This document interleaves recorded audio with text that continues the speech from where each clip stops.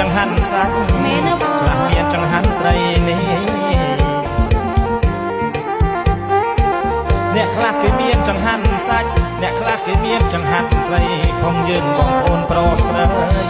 ធ្វើបុណ្យអោយទៀនជាតិនេះយើងកើតមកកសត់ច្បាស់ជាជាតិក្រោយយើងមានយើងខំធ្វើបុណ្យអោយទៀនតន់ខ្លួននៅរស់យើងខំធ្វើបុណ្យអោយទៀនថាតន់ខ្លួនយើងនៅរស់មកអើយដូនតាមួយឆ្នាំមានម្ដងហើយ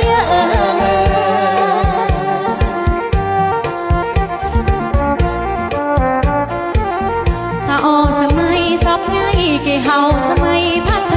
គេភ្លេចដូនយាយដូនតាចាស់បុរាណគេដើមថាអូសម័យសពថ្ងៃគេហៅសម័យវ័យรุ่นគេមិនឃើញស្គាល់គុណនងដូនតាដូនយាយគេមិនឃើញស្គាល់គុណនងដូនតាដូនយាយគេស្គាល់តែមកតសៃអាមានសន្ធឹកប្រែតចូលមានបុណ្យមានណាសុកក់គ្នាឡើងអ៊ូនអែនស៊ូជាសន្ធឹកប្រែតឡើងភ្លេចម៉ែភ្លេចអោស៊ូជាសន្ធឹកប្រែតឡើងភ្លេចម៉ែភ្លេចអោអើយដូនតាមួយឆ្នាំមានម្ដងហើយ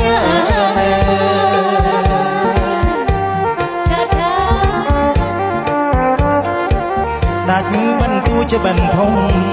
កលតាប្រកបយាយពងយើងចំគួចងប្របីនាំគ្នាដើរផាក់លីលលឹមត្រជាថានេះយើងផឹកអោយស្រួលផឹកឲ្យស្រួលទៅបងលីងរលឹមត្រជាថានេះយើងផឹកអោយស្រួលយើងមិនផឹកអោយល្អ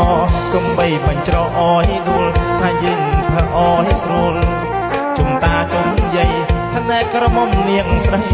បងដល់ចើផ្ទះនាងហើយឯណាក្រមុំនាងស្រីបងដល់ចើផ្ទះនាងហើយមកវើយដូនតាមួយឆ្នាំមានម្ដងហើយ